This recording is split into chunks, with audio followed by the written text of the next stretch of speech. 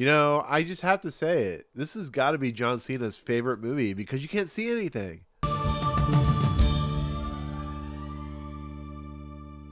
What's going on, everyone? Welcome to Movie Emporium's movie review of The Invisible Raptor, the newest film for director Mike Hermosa.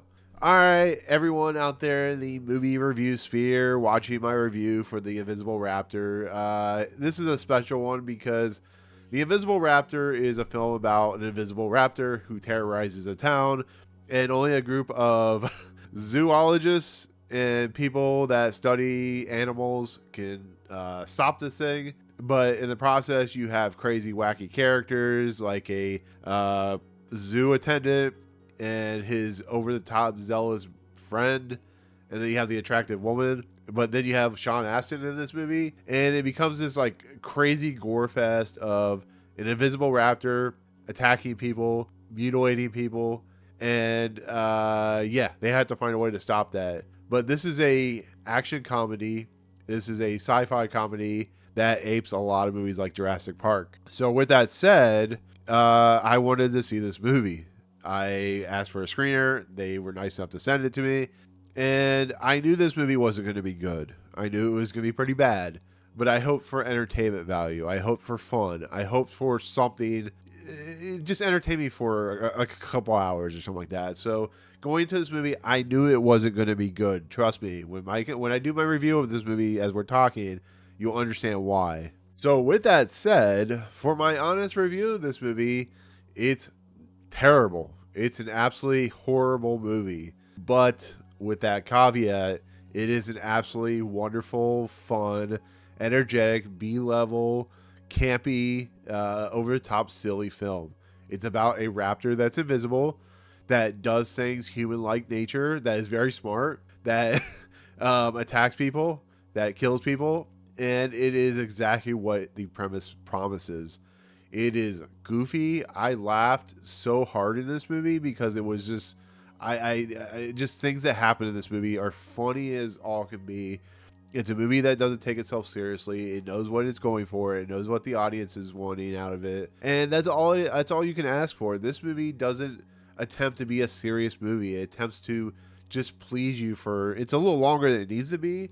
It could have been a little bit shorter, but I just from the minute go, you could just tell what kind of movie you're getting into. I mean, you're just watching these characters just interact with nothing, and they're doing the best they can with it. They know the script they're being given. They know what the director is capable of, and I think it actually delivers. It delivers on that campy fun. It delivers on the crazy violence. This is a very violent movie, and I think it does it really, really well. The characters make decisions that are terrible. The characters do things that are off-putting. There are people in this movie that, die for the reason for the movie. It's just you watch it as it moves along, and you're just having so much gleeful fun. It's a terrible, terrible movie.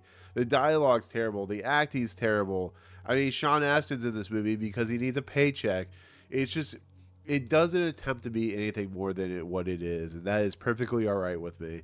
I watch the set pieces in the house or on the lawn or during a party or in a cage facility, or the nature of like when they use like night vision goggles, and the bad guys are trying to go after the raptor and stuff like that.